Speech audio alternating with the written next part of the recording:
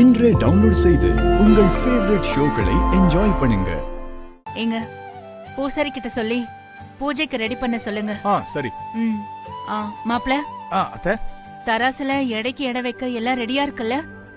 எல்லாம் ரெடியா இருக்கு.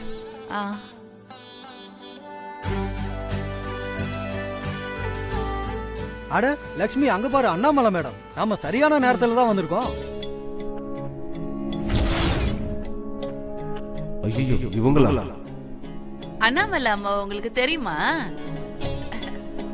அவங்கதான் இவங்கெல்லாம் இவ்வளவு நேரம் பில்டப் குத்துந்தாங்கல்ல, அந்த சம்மந்தி.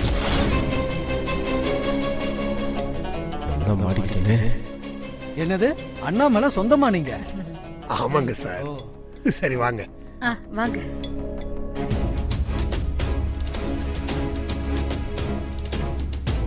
வணக்கம். இவங்க அரி சில்க்ஸ். தெரியும்னு அசோசியேஷன்ல பாத்திருக்கேன். இவங்க நம்ம வான்மதிய பொண்ணு கேட்டு வந்திருக்காங்க.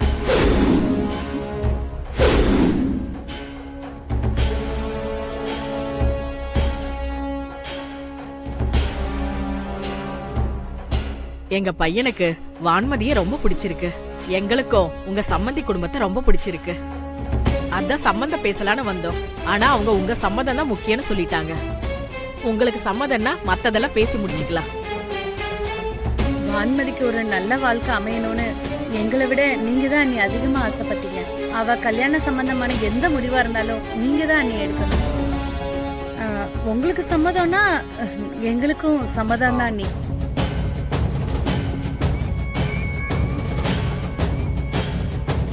என்ன நம்மள யோசிக்கிற? நீ தேடின மாதிரியே நல்ல வசதியான வரனா தானே வந்திருக்கு. அப்புறம் என்ன?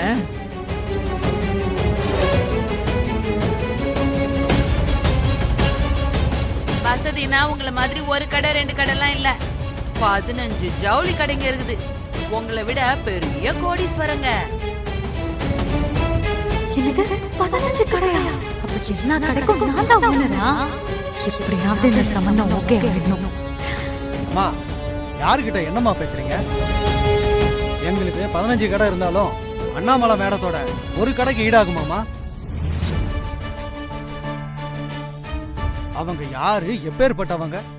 அவங்க பேரை சொன்னாலே எல்லாரும் பயப்படுவாங்க. அப்படிப்பட்டவங்கள எங்களோட கம்பேர் பண்றீங்க? மேடம், நாங்க வசதி பார்த்து பொண்ணு கேட்கல. எங்க பையனுக்கும் எங்களுக்கும் உங்க பொண்ணை பிடிச்சிருக்கு.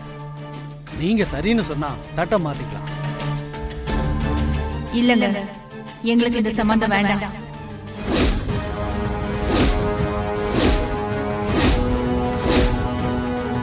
இது சரியா வராது. நீங்க போலாம்.